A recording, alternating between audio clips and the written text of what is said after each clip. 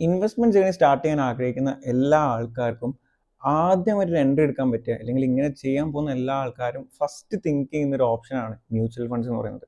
അപ്പോൾ നിങ്ങൾക്ക് എല്ലാവർക്കും സംശയം ഉണ്ടാവും എന്താണ് ആക്ച്വലി മ്യൂച്വൽ ഫണ്ട് എന്നുള്ളത്. സോ അതാണ് ഇന്നത്തെ വീഡിയോ എന്ന് പറയുന്നത്. എന്താണ് മ്യൂച്വൽ ഫണ്ട്, എന്തൊക്കെ ടൈപ്പ് ഓഫ് മ്യൂച്വൽ ഫണ്ട്സ് ഉണ്ട്, നമുക്ക് എങ്ങനെ ഒരു മ്യൂച്വൽ ഫണ്ടിൽ ഇൻവെസ്റ്റ് ചെയ്യാം, ഇത്രയും കാര്യങ്ങളായിരിക്കും നമ്മൾ ഈ ഒരു വീഡിയോയിൽ എക്സ്പ്ലെയിൻ ചെയ്യാൻ പോകുന്നത്. നിങ്ങളുടെ ആദ്യമായിട്ടാണെന്നുണ്ടെങ്കിൽ എൻ്റെ പേര് നിഷാലിനാണ്. Mind, money, man and movement എന്നീ 4 കാര്യങ്ങളെ പറ്റിയാണ് നമ്മൾ ഈ channel സംസാരിക്കുന്നുണ്ടാവുക.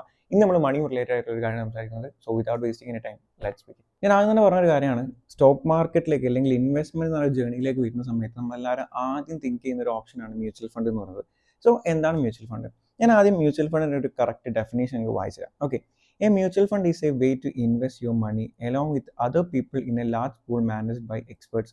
This pool of money is used to buy things like stocks, bonds or other assets. അതായത് മക്കളെ സിമ്പിളാണ്, ഇൻവെസ്റ്റ്മെൻറ്റ് ചെയ്യാൻ ആഗ്രഹമുള്ള ഒരുപാട് ആൾക്കാരുണ്ടാവും. പക്ഷേ ഈ ഇൻവെസ്റ്റ്മെൻറ്റിന് പറ്റിയിട്ടോ ട്രേഡിങ്ങിന് പറ്റിയിട്ടോ സ്റ്റോക്ക് മാർക്കറ്റ് പറ്റിയിട്ടോ ഒരു ഐഡിയ ഇല്ലാത്ത ആൾക്കാരായിരിക്കും. പക്ഷെ ഇത് ചെയ്യാൻ ഒരുപാട് ആഗ്രഹം ഉണ്ടാവും. ഇങ്ങനെയുള്ള ആൾക്കാർക്ക് വേണ്ടിയിട്ട് ഇങ്ങനത്തെ ആൾക്കാരുടെ നിന്നൊക്കെ ഫണ്ട് ശേഖരിക്കുക. അതായത് ഒരുപാട്, ഇപ്പോൾ എനിക്ക് തീരെ ട്രേഡിങ് അറിയാത്ത ഒരാളാണ്, പക്ഷേ എനിക്ക് ഇൻവെസ്റ്റ്മെൻറ്റ് ആഗ്രഹമുള്ള ഒരാളാണെങ്കിൽ ഇന്നെപ്പോലെ ഒരുപാട് ആൾക്കാരുണ്ടാവും.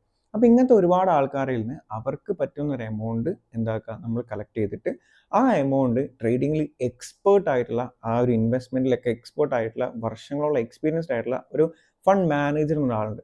ആ ഒരാളുടെ അടുത്തേക്ക് കളക്ട് ചെയ്തിട്ട് അവർ പ്രോപ്പറായിട്ട് അനലൈസ് ചെയ്ത് പ്രോപ്പറായിട്ട് സ്റ്റഡി നടത്തിയിട്ട് നമ്മളെ പൈസ ഏതെങ്കിലും സെക്യൂരിറ്റീസിലേക്കോ അല്ലെങ്കിൽ ഇക്വിറ്റിയിലേക്കോ അല്ലെങ്കിൽ ഡെറ്റിലേക്കോ മറ്റു പല കാറ്റഗറീസിലേക്കായിട്ട് ആ മണീനെ കറക്റ്റ് ഡൈവേഴ്സിഫൈഡ് ആയിട്ട് ഇൻവെസ്റ്റ് ചെയ്യുന്ന ഒരു മെത്തേഡ്, അത് ത്രൂ നമുക്ക് അതിൻ്റെ റിട്ടേൺസ് തരുന്നത്, നമ്മൾ എത്രയാണ് ഇൻവെസ്റ്റ് ചെയ്ത് അതിൻ്റെ പെർസെൻറ്റേജ് നമുക്ക് റിട്ടേൺസ് തരുന്ന ഒരു മെത്തേഡാണ് ആക്ച്വലി ഈ ഒരു മ്യൂച്വൽ ഫണ്ട് എന്ന് പറയുന്നത്. ഓക്കെ, ഇനി നമുക്ക് different types of mutual funds നോക്കാം. ഒരുപാട് ടൈപ്പ് ഓഫ് മ്യൂച്വൽ ഫണ്ട്സ് ഉണ്ട് എന്നുണ്ടെങ്കിലും മെയിൻലി നമുക്ക് 2 ടൈപ്പ് ഓഫ് മ്യൂച്വൽ ഫണ്ട്സിന് വേണ്ടിയിട്ടാണ് നമ്മൾ ഇപ്പോഴും ശ്രദ്ധിക്കാറുള്ളത്. അതിൽ ഒന്നാമത്തതാണ് ഡെറ്റ് ഫണ്ട്, രണ്ടാമത്തതാണ് ഇക്വിറ്റി ഫണ്ട്. ഞാൻ ആദ്യം ഡെറ്റ് ഫണ്ടിനെ പറ്റി പറഞ്ഞുതരാം. ഡെറ്റ് ഫണ്ട് എന്ന് പറഞ്ഞാൽ ആ ഒരു പേരിൽ തന്നെയുള്ള ഡെറ്റ് അല്ലെങ്കിൽ കടം. അതായത് ഏതെങ്കിലും വലിയ വലിയ ഗവൺമെൻറ്റ്സിനോ അല്ലെങ്കിൽ വലിയ വലിയ കമ്പനീസിനൊക്കെ എന്തെങ്കിലും ഫണ്ട് ആവശ്യമുണ്ടെന്നുണ്ടെങ്കിൽ അവരെന്താക്കും, ഈ കമ്പനീസിന് നമ്മളിങ്ങനെ പൈസ കൊടുത്തു വെച്ചിട്ടുള്ള ആ ഒരു ഫണ്ട് മാനേജേഴ്സ് ഉണ്ടല്ലോ, അവർക്ക് അവരുടെ ഒരു കമ്പനി ഉണ്ടാവല്ലോ, അവരുടെ എന്താക്കും, കടം വാങ്ങും. അപ്പോൾ ഇതിനൊരു ലോണായിട്ട് കൊടുക്കുന്ന സമയത്ത് അതിന് തിരിച്ച് അവർക്ക് എന്ത് കിട്ടും, കറക്റ്റ് എല്ലാ വർഷവും കൃത്യമായിട്ട് എന്ത് കിട്ടും, ഇൻട്രസ്റ്റ് കിട്ടുമല്ലോ.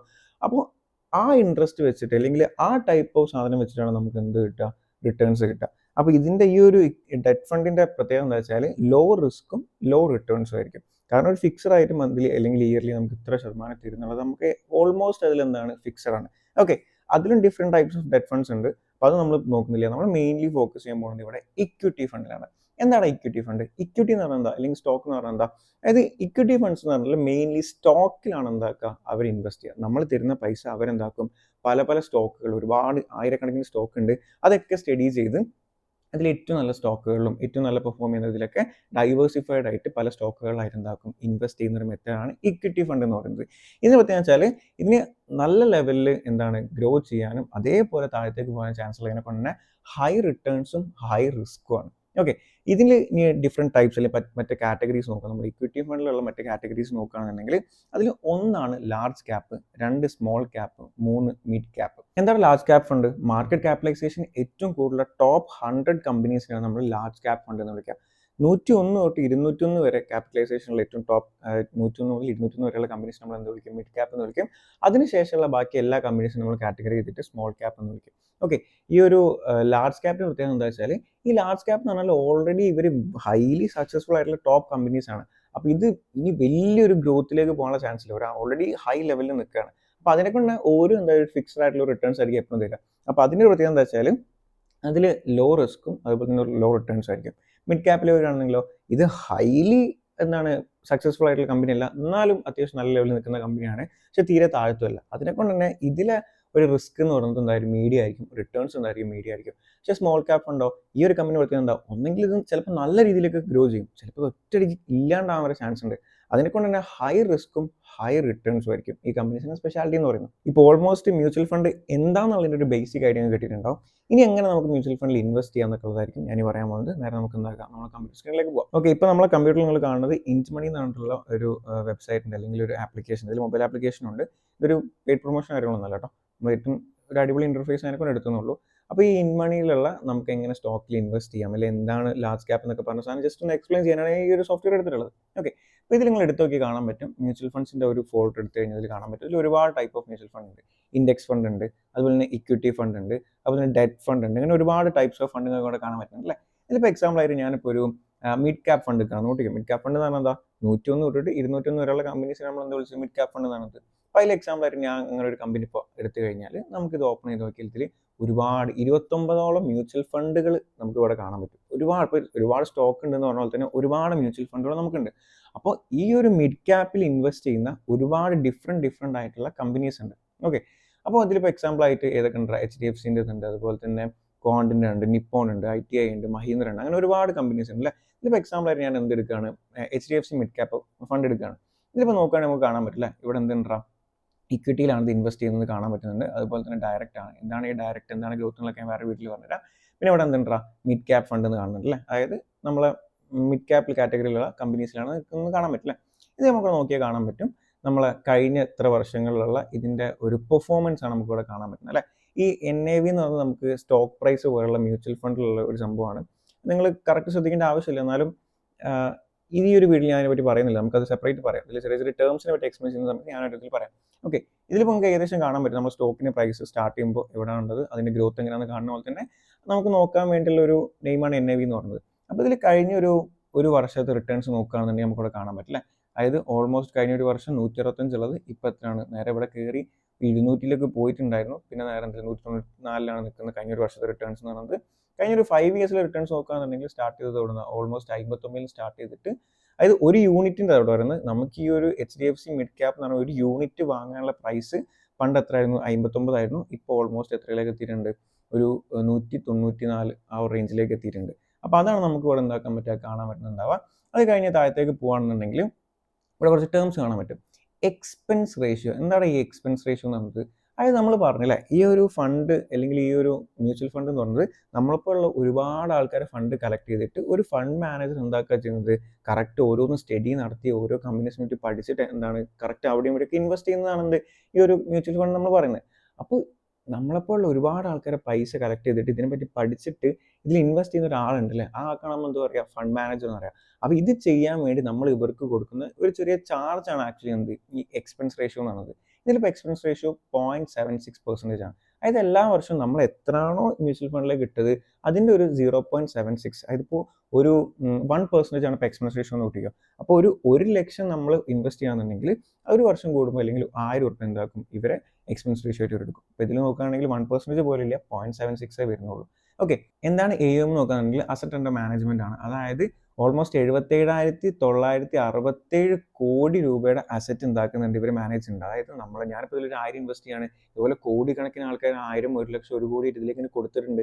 ആ പൈസ ഒക്കെ കൂട്ടിയിട്ട് ഈ ഒരു HDFC mid cap opportunity fund എന്ന് പറഞ്ഞാൽ ഈ ഒരു ഫണ്ട് മാത്രം ഓൾമോസ്റ്റ് 77,967 കോടി രൂപയുടെ എമൗണ്ട് ഉണ്ടാക്കുന്നുണ്ട് ഇവർ മാനേജ് ചെയ്യുന്നുണ്ടെന്നാണ് പറയുന്നത്.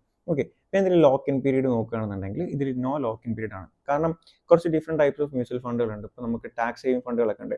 അപ്പോൾ അതൊക്കെ എന്താണെന്ന് വെച്ചാൽ ഓൾമോസ്റ്റ് 3 വർഷം വരെ നമുക്ക് എടുക്കാൻ പറ്റാത്ത രീതിയിൽ ഫിക്സഡ് ആക്കി വെക്കണം, അങ്ങനത്തെ ടൈപ്പ് ഉണ്ട്. അപ്പോൾ ആ ടൈപ്പ് ആണോ എല്ലാം എന്നാണ് നോക്കുന്നത്. ഇപ്പോൾ നമുക്ക് നോക്കിയാൽ കാണാൻ പറ്റും. ലോക്ക് ഇൻ പീരീഡ് എന്ന് പറഞ്ഞാൽ എന്താ, ഇവിടെ നോ ലോക്ക് ഇൻ പീരീഡ് ആണ്. പിന്നെ ഇവിടെ STCG, ഇത് ഒരു ടാക്സിൻ്റെ ഒരു സെഷനാണ്, നമ്മൾ വേറെ തന്നെ പറയാം. പിന്നെ റിസ്ക് നമുക്ക് ഇവിടെ കാണാൻ പറ്റും. അതായത് റിസ്ക് എത്രയാണ്, വെരി ഹൈ റിസ്ക് ആണ്. ഇതൊരു മിഡ് ക്യാപ്പ് ഫണ്ട് അതിനെക്കൊണ്ട് തന്നെ ഇതിൽ നമുക്ക് എന്താണ് റിസ്ക് നല്ല കൂടുതലാണ്. ഓക്കെ, അതിനെക്കൊണ്ട് തന്നെ റിട്ടേൺസും എന്തായിരിക്കും, കൂടുതലായിരിക്കും. പിന്നെ നമുക്ക് ഇവിടെ ഒരു എക്സിറ്റ് ലോഡ് കാണാൻ പറ്റും അല്ലേ. Exit load of 1% if redeem in 0 to 1 year. അതായത് എക്സിറ്റ് ലോഡ് എന്നുള്ളത് ആക്ച്വലി എന്താ വെച്ചാൽ ഒരു ഫൈനാണ്. ഫൈൻ എന്നൊക്കെ വേണമെങ്കിൽ പറയാൻ പറ്റും. നമ്മളിതിലേക്ക് പൈസ ഇട്ടിട്ട് ഒരു വർഷത്തിൻ്റെ ഉള്ളിൽ നമ്മൾ ആ പൈസ തിരിച്ചെടുക്കുകയാണെന്നുണ്ടെങ്കിൽ നമ്മൾ ഇട്ട പൈസയിൽ 1% അവർക്ക് ഒരു ഫൈന് വലുതാക്കാനായിട്ട് കൊടുക്കേണ്ടി വരും. ഒരു വർഷത്തിൻ്റെ ഉള്ളിലാണെന്നുണ്ടെങ്കിൽ കേട്ടോ. അതിനാണ് എന്ത് പറയുന്നത്, എക്സിറ്റ് ലോഡ് എന്ന് പറയുന്നത്. ഇതിലിപ്പോൾ നമുക്ക് ഒരു വർഷം കഴിയുകയാണെന്നുണ്ടെങ്കിൽ എക്സ്ട്രാ പൈസ കാര്യങ്ങളൊന്നും കൊടുക്കേണ്ട ആവശ്യമില്ല.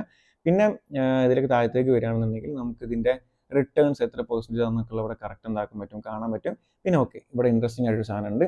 നമ്മളെ ഒരു കാൽക്കുലേറ്റർ ആണ്. അതായത് ഇപ്പോൾ എക്സാമ്പിൾ ആയിട്ട് 1 lakh നമ്മളിപ്പോൾ ഈ ഒരു സേവിങ്സ് അക്കൗണ്ടിൽ ഇട്ടിട്ടുണ്ട് എന്നുണ്ടെങ്കിൽ നമുക്ക് ഓൾമോസ്റ്റ് ഒരു 1 ഇയർ കഴിയുന്ന സമയത്ത്, ഇപ്പോൾ ഇവിടെ 3 ഇയർ നമുക്ക് 1 ഇയർ ചൂസ് ചെയ്യാം. ഒരു 1 ലക്ഷമാണ് നമ്മൾ ഇട്ടുന്നുണ്ടെങ്കിൽ ഒരു 1 ഇയർ കഴിയുന്ന സമയത്ത് നമ്മൾ സേവിങ്സ് അക്കൗണ്ടിൽ ഇട്ടുന്നുണ്ടെങ്കിൽ അതിപ്പോൾ ഓൾമോസ്റ്റ് 1,03,000 രൂപ ആയിട്ടുണ്ടാവും അവർ പറയുന്നത്. അതിനിപ്പോൾ വേറെ ഏതെങ്കിലും ഒരു മ്യൂച്വൽ ഫണ്ടിലോ കാര്യങ്ങളിലൊക്കെ ഇടുന്നുണ്ടെങ്കിൽ ഇപ്പോൾ അത് ഓൾമോസ്റ്റ് 1,15,000 ആവുമെന്നാണ് പറയുന്നത്. പക്ഷേ ഈ ഒരു ഇൻറ്റ് മണി യൂസ് ചെയ്തിട്ട് ഈ ഒരു മ്യൂച്വൽ ഫണ്ടിൽ ഇടുന്നുണ്ടെങ്കിൽ ഓൾമോസ്റ്റ് അത് 1,17,000 ആവുമെന്നാണ് പറയുന്നത്. അപ്പോൾ നമുക്കൊരു 5 ഇയേഴ്സിലേക്ക് എടുക്കുകയാണെന്നുണ്ടെങ്കിലോ, ഞാൻ 1 ലക്ഷം തന്നെയാണ് ഇട്ടതെന്ന് കൂട്ടിക്കോ, 1 ലക്ഷം വൺ ടൈം ആയിട്ട് ഞാൻ ഇട്ടതെന്നുണ്ടെങ്കിൽ അത് നമുക്ക് ഓൾമോസ്റ്റ് ഒരു 5 ഇയേഴ്സ് ആവുന്ന സമയത്ത് വേറെ ഏതെങ്കിലും ഒരു കാറ്റഗറിയിലാണെന്നുണ്ടെങ്കിൽ നമുക്ക് ഓൾമോസ്റ്റ് 2,85,000 മാറിയിട്ടുണ്ടാവും. പക്ഷേ 5 ഇയേഴ്സ് കഴിഞ്ഞ സമയത്ത് ഈ ഇൻറ്റ് മണീൻ്റെ ഈ ഒരു സോഫ്റ്റ്വെയറിൽ അല്ലെങ്കിൽ ഈ ഒരു മ്യൂച്വൽ ഫണ്ടിൽ ഇട്ടുന്നുണ്ടെങ്കിൽ ഏകദേശം 3,30,000 രൂപ ആയിട്ടുണ്ടാവും. ഇപ്പോൾ ഇത് 1 ലക്ഷമാണ്, നമുക്ക് കൂട്ടി വേണ്ടി 2 ലക്ഷം നോക്കാം. അങ്ങനെ 10 ലക്ഷം രൂപ വരെ ഇൻവെസ്റ്റ് ചെയ്ത് എത്ര കിട്ടുന്നുള്ളത് ഇവിടെ കാണാൻ പറ്റും. അത് വൺ ടൈം ആണ്. ഇനി SIP എന്ന് എന്താ, സിസ്റ്റമാറ്റിക് ഇൻവെസ്റ്റ്മെന്റ് പ്ലാൻ എന്നാണ്. അതായത് എല്ലാ മാസവും നമ്മൾ ഇത്തിരി എമൗണ്ട് അതിലേക്ക് കൊടുക്കുന്ന രീതിയാണ് ഇതിൽ പറഞ്ഞിട്ടുള്ളത്. ഓക്കെ, അപ്പോൾ ആ സംഭവങ്ങളൊക്കെ നമുക്ക് ഇവിടെ കാണാൻ പറ്റും.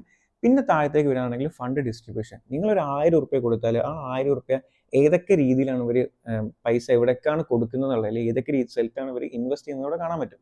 ഫോർ എക്സാമ്പിൾ ആയിട്ട് ഇക്വിറ്റിയിൽ അവർ ഓൾമോസ്റ്റ് എത്ര ആകുന്നുണ്ടോ, നമ്മൾ 1000 റുപ്യ എടുക്കുകയാണെങ്കിൽ 950 റുപ്യം അല്ലെങ്കിൽ 905 റുപ്യ വരെ എവിടെ കൊടുക്കുന്നത്, ഇക്വിറ്റീസിലേക്കാണ് കൊടുക്കുന്നത്. ബാക്കി അവർ എന്താക്കുന്നുണ്ട്, ഡെറ്റ് ആയിട്ട് കൊടുക്കാൻ വേണ്ടിയിട്ട് അവിടെ വെക്കുന്നുണ്ട്. കാരണം അത് വെക്കാന്ന് വെച്ചാൽ ഡൈവേഴ്സിഫൈ ചെയ്യാൻ വേണ്ടിയിട്ടാണ് അവർ അങ്ങനെ ചെയ്യുന്നത്. അപ്പോൾ അതിൽ ഈ 90-ലും അവർ ഓൾമോസ്റ്റ് 66% എവിടെ കൊടുക്കുന്നത്, മിഡ് ക്യാപ്പിലാണ്. ഒരു 16% സ്മോൾ ക്യാപ്പിലാണ്. ലാർജ് ക്യാപ്പിൽ ഒരു 8% കൊടുക്കുന്നുണ്ട്. അതിൽ തന്നെ നിങ്ങൾക്ക് താഴത്തേക്ക് നോക്കുകയാണെന്നുണ്ടെങ്കിൽ ഏതൊക്കെ സെക്ടേഴ്സിലാണ് അലോക്കേറ്റ് ചെയ്ത് കാണാൻ പറ്റും. ഫൈനാൻഷ്യൽ സെക്ടേഴ്സിൽ 25%, ഹെൽത്ത് സെക്ടറിൽ 14%, ഇങ്ങനെ സെക്ടേഴ്സ് ആയിട്ട് കാണാൻ പറ്റും. ഈ താഴത്തേക്ക് പോകുകയാണെന്നുണ്ടെങ്കിൽ നിങ്ങൾക്ക് ഇതിൻ്റെ ഒരുപാട് മന്ത്ലി ഇവരെ ചേഞ്ചസ് കാര്യങ്ങൾ, ഇവർ ഏതൊക്കെ സ്റ്റോക്കിലാണ് സ്പെസിഫൈ ചെയ്തിട്ട് ഇൻവെസ്റ്റ് ചെയ്യുന്നത് കാണാൻ പറ്റുന്നുണ്ട്. അപ്പോൾ അതിൽ ഫെഡറൽ ബാങ്കിലുണ്ട്, മാക്സ് ഫൈനാൻസ് സർവീസസിലുണ്ട്, ഇന്ത്യൻ ഹോട്ടൽസിലുണ്ട്, അങ്ങനെ ഒരുപാട് കമ്പനീസിലേക്കും കൂടെ കാണാൻ പറ്റും. ഏതൊക്കെ കമ്പനീസിലാണ് ഏതൊക്കെ സ്റ്റോക്കിലാണ് ഇവർ ഇൻവെസ്റ്റ് ചെയ്യുന്നത് ഒക്കെ നമുക്ക് കാണാൻ പറ്റും. അതിൻ്റെ റിട്ടേൺസ് ഒക്കെ ഇവിടെ കാണാൻ പറ്റും. അപ്പോൾ വേണമെങ്കിൽ ചിന്തിക്കാം, ഇത് കോപ്പി അടിച്ചിട്ട് നമുക്ക് ഇൻവെസ്റ്റ് ചെയ്താൽ പോരെന്ന്. പക്ഷേ ഇവിടെ എക്സാക്റ്റ് ഉള്ള സംഭവമല്ല കാണിക്കുക. അതായത് ഇന്ന് ഇൻവെസ്റ്റ് ചെയ്ത് തന്നെ ഇന്നിൽ കാണിക്കില്ല. കുറച്ച് മാസങ്ങൾക്ക് മുമ്പ് ഒരു റിസർച്ച് എടുത്തിട്ട് ഇൻവെസ്റ്റ് ചെയ്ത സാധനമായിരിക്കും ഇവിടെ ഇതിൽ കാണിക്കുന്നുണ്ട്. അപ്പോൾ ഇതിപ്പോൾ നമുക്ക് ചെയ്താൽ നമ്മൾ എന്തായാലും ഫെയിൽ ആവുള്ളൂ. അപ്പോൾ അതിനെക്കൊണ്ടാണ് ഈ ഒരു മ്യൂച്വൽ ഫണ്ടിൽ ഇവരിങ്ങനെ ഇത്രയും സ്റ്റോക്കുകൾ അനലൈസ് ചെയ്യുന്നതിനെ കൊണ്ടാണ് നമ്മൾ അവിടെ ഒരു കൊടുക്കുന്നത്, അവർക്കൊരു ചാർജ് കാര്യങ്ങളൊക്കെ കൊടുക്കുന്നത്. പിന്നെ നമുക്ക് താഴത്തേക്ക് പോയി കഴിഞ്ഞാൽ മറ്റ് പല സ്റ്റോക്ക് മ്യൂച്വൽ ഫണ്ട്സിനായിട്ട് കമ്പയർ ചെയ്യാനും പറ്റും. ഓക്കെ, അപ്പോൾ ഇത്രയും കാര്യങ്ങളാണ് നമുക്ക് ഓൾമോസ്റ്റ് ഒരു ഈ ഒരു മ്യൂച്വൽ ഫണ്ടിനെ പറ്റി പറയാനുള്ളത്. ഒരു ഏകദേശം ഐഡിയ നിങ്ങൾക്ക് എന്തായിട്ടുണ്ടാവും, മ്യൂച്വൽ ഫണ്ടിനെ പറ്റി കിട്ടിയിട്ടുണ്ടാവും. അപ്പോൾ എന്ത് സംശയം ഉണ്ടെന്നുണ്ടെങ്കിൽ താഴത്തുനിന്ന് കമൻറ്റായിട്ട് അറിയിക്കുക, ഞാൻ അതിനൊക്കെ റീപ്ലൈ തരുന്നതായിരിക്കും. സോ ഈ ഒരു വീഡിയോ നിങ്ങൾക്ക് ഇഷ്ടമായിട്ടുണ്ടെന്നുണ്ടെങ്കിൽ നമ്മൾ ഈ ഒരു ചാനൽ എന്താക്കുക, സബ്സ്ക്രൈബ് ചെയ്യുക, ഒരു ലൈക്കും നമുക്ക് തരാം. ഓക്കെ, നിങ്ങൾക്ക് എന്തെങ്കിലും ഡൗട്ട് ഉണ്ടെങ്കിൽ നേരത്തെ പറഞ്ഞാൽ തന്നെ കമൻറ്റായിട്ട് അറിയിക്കുക. നിങ്ങൾക്ക് ഇതിലെ സബ്സ്ക്രിപ്ഷൻ എന്ന് പറയുന്നത് ചിലപ്പോൾ ഒരു ഫ്രീ ആയിട്ടുള്ള, ചിലപ്പോൾ അല്ല എന്തായാലും ഒരു ഫ്രീ ആയിട്ടുള്ള കാര്യമാണ്. പക്ഷേ നമ്മളെ സംബന്ധിച്ചിടത്തോളം അത് വലിയൊരു ഹെൽപ്പാണ് നിങ്ങൾ ചെയ്യുന്നത്. ഓക്കെ, അപ്പോൾ നമുക്ക് മറ്റൊരു വീഡിയോ ആയിട്ട് വീണ്ടും കാണാതെ വരെ ബൈ.